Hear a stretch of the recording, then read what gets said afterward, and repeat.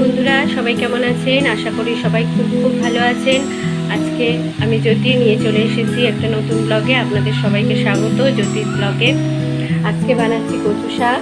তো তার জন্য দেখুন এখানে কচুগুলোকে এভাবে সুন্দর করে কেটে পরিষ্কার করে ধুয়ে এটাকে সিদ্ধ বসিয়েছি। দেখুন এটা সিদ্ধ হচ্ছে।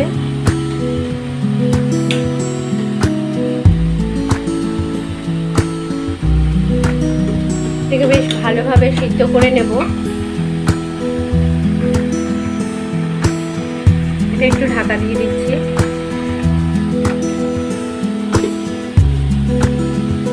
ঢাকা দিয়ে দিলাম, এটা একটু 5 মিনিটের জন্য সিদ্ধ হতে দেব। তো কিছুক্ষণ পরে ফিরে এসেছি। এবার দেখি এগুলো সিদ্ধ হলো কিনা।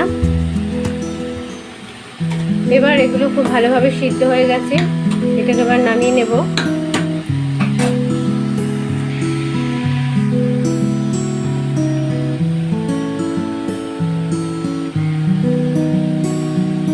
তো দেখুন আমি এই কচু শাকটা খুব ভালোভাবে জল ঝরিয়ে নিয়েছি।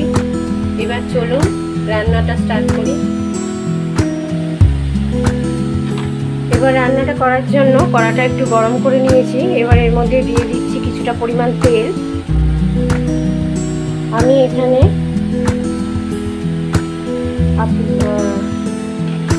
রিফাইন্ড অয়েল দিচ্ছি। আপনারা চাইলে এখানে মাস্টার্ড অয়েলও ব্যবহার করতে পারেন।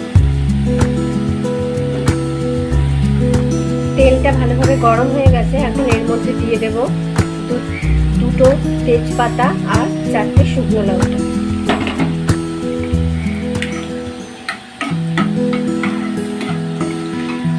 এটাকে ভালোভাবে নেড়ে নেব।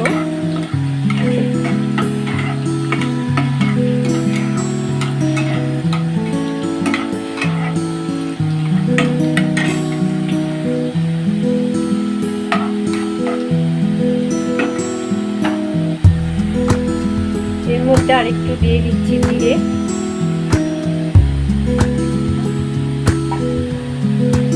দিয়ে দিচ্ছি অল্প একটু কালো জিরে। এবার এটাকে একসঙ্গে ভালো করে নেড়ে চেড়ে একটু ভেজে নেব।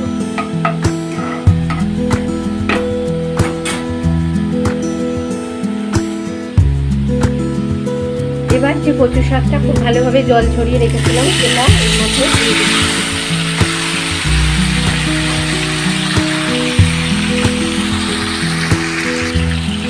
ভালোভাবে এটা নেড়ে নেব।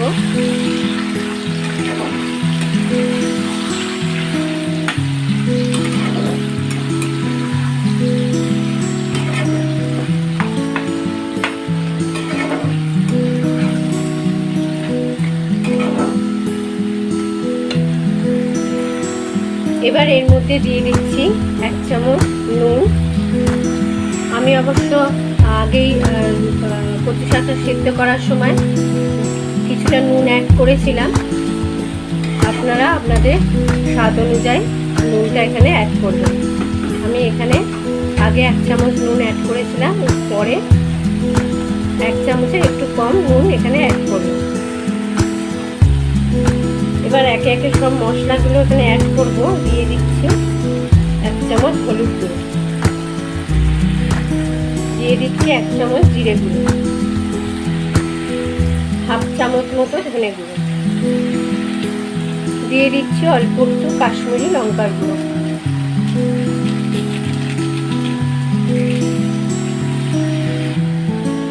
দিয়ে দিচ্ছি অল্প একটু লঙ্কার গুঁড়ো। এখানে ভালো করে কষিয়ে নিচ্ছি। খুব ভালো করে এটা কষিয়ে নিতে হবে। এটা যত কষিয়ে ভালোভাবে রান্না করবেন তত এর টেস্টটা ভালো আসবে। খুব ভালো করে মশলাগুলো এর সাথে মিশিয়ে নিয়েছি।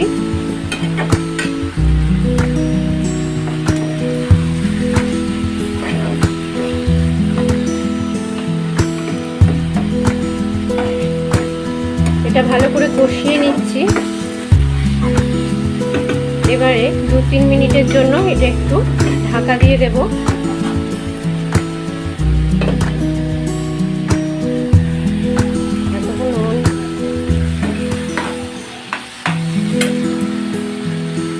দেখুন এর মধ্যে আমি কিছুটা পরিমাণ ছোলা অ্যাড করেছি। ছোলাটা কিন্তু আগে আমি একটু লেবু মাখিয়ে রেখেছিলাম, যাতে কচু শাকটা গলা না চুলকায়। অনেকেরই কচু শাক বা কচু জাতীয় জিনিস খেলে অনেকের গলা চুলকায়, তো তার জন্য আমি এটা ডাইরেক্ট এর মধ্যে ইউজ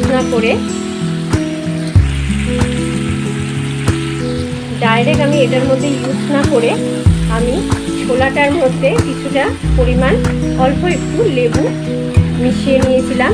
এই ছোলাটাই এখন এর মধ্যে দিয়ে দিয়েছি। ছোলাটা দিয়ে এটা আরও একবার খুব ভালোভাবে কষিয়ে নিতে হবে।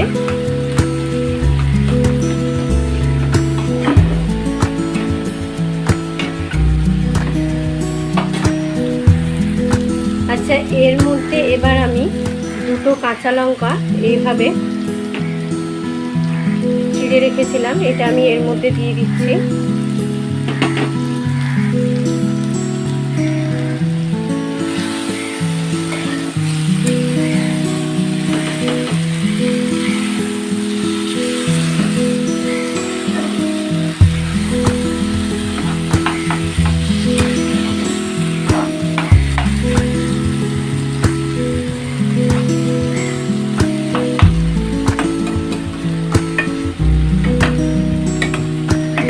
এই রান্নাটা আপনারা হয়তো অনেকেই করে থাকেন, এটা নারকেল দিয়েও বানানো যায়, কিন্তু আজকে যেহেতু ঘরে নারকেল আনা নেই, তো সেই জন্য আমি এই রান্নাটা ছোলা দিয়ে বানালাম।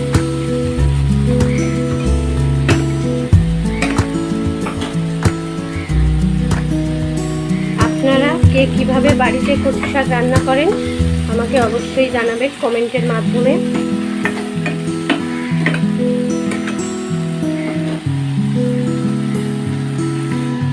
তো এবার আমরা দেখুন এর মধ্যে একটা বাতাসাকে গুঁড়ো করে এর মধ্যে দিয়ে দিচ্ছি। এই রান্নাটা একটু মিষ্টি মিষ্টি, একটু ঝাল ঝাল, একটু মিষ্টি মিষ্টি ভালো লাগে, তো এর জন্য এখানে আমি একটু বাতাসা দিয়ে দিচ্ছি। আপনারা চাইলে এর মধ্যে চিনিও অ্যাড করতে পারেন।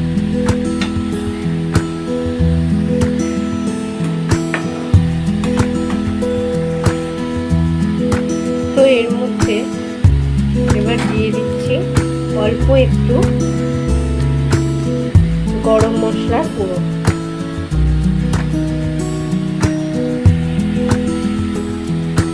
এবার এটাকে ভালো করে মিশিয়ে নিচ্ছি। এটা প্রায় হয়ে এসেছে রান্নাটা আমার।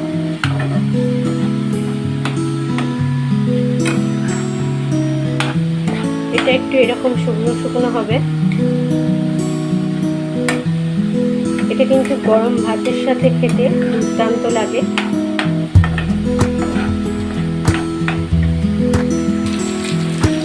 দেখুন রান্না করতে করতেই হঠাৎ দেখলাম বৃষ্টি শুরু হয়েছে। আগে মেঘ করে এসেছিল, তো এখন দেখুন বৃষ্টি শুরু হয়ে গেছে।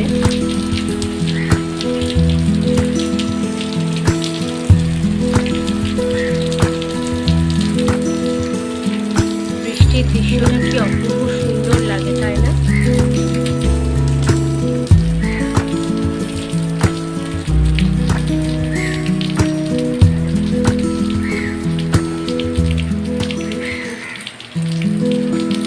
জলটাতে বৃষ্টি পড়ছে, কত সুন্দর দেখতে লাগছে দেখুন।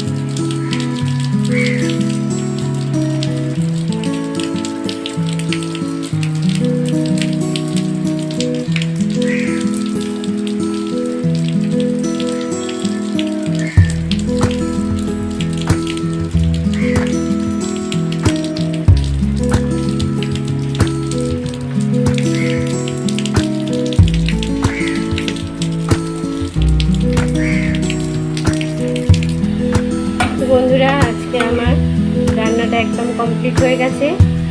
আমি এটাকে নামিয়ে নিয়েছি। তো আপনারা বাড়িতে এটাকে কিভাবে বানান অবশ্যই আমাকে জানাবেন কমেন্টের মাধ্যমে। রান্নাটা যদি আপনাদের ভালো লেগে থাকে ভিডিওটা যদি আপনাদের ভালো লেগে থাকে তাহলে প্লিজ একটা লাইক করে দেবেন আর আমার চ্যানেলটাকে সাবস্ক্রাইব করে দেবেন। সবাই ভালো থাকবেন, সুস্থ থাকবেন। দেখা হবে পরের একটি ব্লগে।